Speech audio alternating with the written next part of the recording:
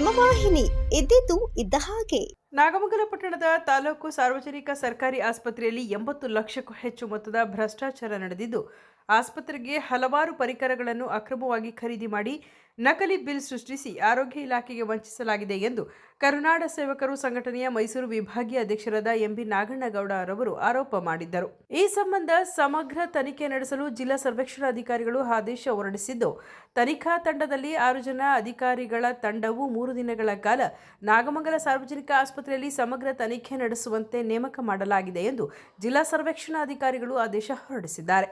ತನಿಖಾ ತಂಡದಲ್ಲಿ ಡಾಕ್ಟರ್ ಕುಮಾರ್ ಜಿಲ್ಲಾ ಸರ್ವೇಕ್ಷಣಾಧಿಕಾರಿಗಳು, ಡಾಕ್ಟರ್ ಸೋಮಶೇಖರ್ ಜಿಲ್ಲಾ ಜಿಕುನಿ ಅಧಿಕಾರಿಗಳು, ಸುರೇಶ್ ಬಾಬು ಕಚೇರಿ ಅಧೀಕ್ಷಕರು, ಶಂಕರ್ ಪ್ರಥಮ ದರ್ಜೆ ಸಹಾಯಕರು, ರವೀಶ್ ಪ್ರಥಮ ದರ್ಜೆ ಸಹಾಯಕರು ಮತ್ತು ಸೋಮಶೇಖರ್ ಡಿಎಎಂ ಈ 6 ಜನರ ತಂಡವು ದಿನಾಂಕ 5, 6 ಮತ್ತು 7 ಈ 3 ದಿನಗಳ ಕಾಲ 2022, 23 ಮತ್ತು 23-24 ಸಾಲಿನ ಎಆರ್ಎಸ್ ಕಮಿಟಿಯ ಕಡತಗಳು ಮತ್ತು ಆಯುಷ್ಮಾನ್ ಯೋಜನೆಯ ಕಡತಗಳನ್ನು ಸಂಪೂರ್ಣ ಪರಿಶೀಲನೆ ನಡೆಸಿ ಸತ್ಯಾಸತ್ಯತೆಯ ವರದಿ ಸಲ್ಲಿಸಲು ಜಿಲ್ಲಾ ಸರ್ವೇಕ್ಷಣಾಧಿಕಾರಿಗಳು ಆದೇಶ ಹೊರಡಿಸಿದ್ದಾರೆ.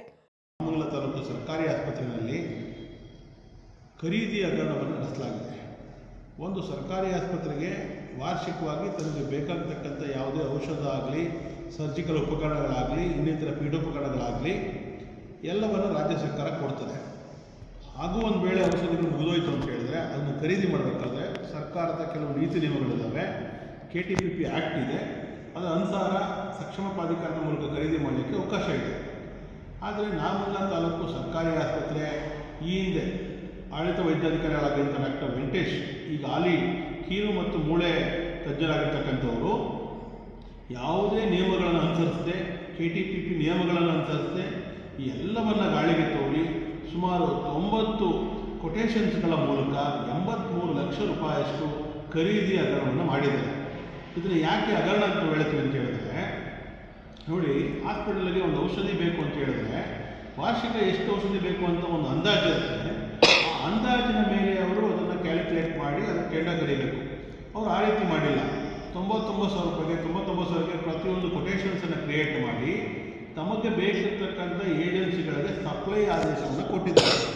ಈ ಸಪ್ಲೈ ಆದೇಶದಲ್ಲೂ ಒಂದು ವಿಶೇಷ ಏನಪ್ಪ ಅಂತ ಹೇಳಿದ್ರೆ, ಈ ಸಪ್ಲೈಗಳಲ್ಲಿ ಭಾಳಷ್ಟು ಬಿಲ್ಲು ನಕಲಿ ಬಿಲ್ ಇದೆ. ಅಂದರೆ ಯಾವುದೇ ಮೆಟೀರಿಯಲನ್ನು ಆಸ್ಪತ್ರೆಗೆ ಸಪ್ಲೈ ಮಾಡಿಲ್ಲ, ಸರಬರಾಜು ಮಾಡಿ. ಸುದ್ದಿ 3 ವಾಹಿನಿಯ ಹೆಚ್ಚಿನ ಮಾಹಿತಿಗಾಗಿ ಸಬ್ಸ್ಕ್ರೈಬ್ ಆಗಿ ಹಾಗೂ ಬೆಲ್ ಬಟನ್ ಒತ್ತಿ.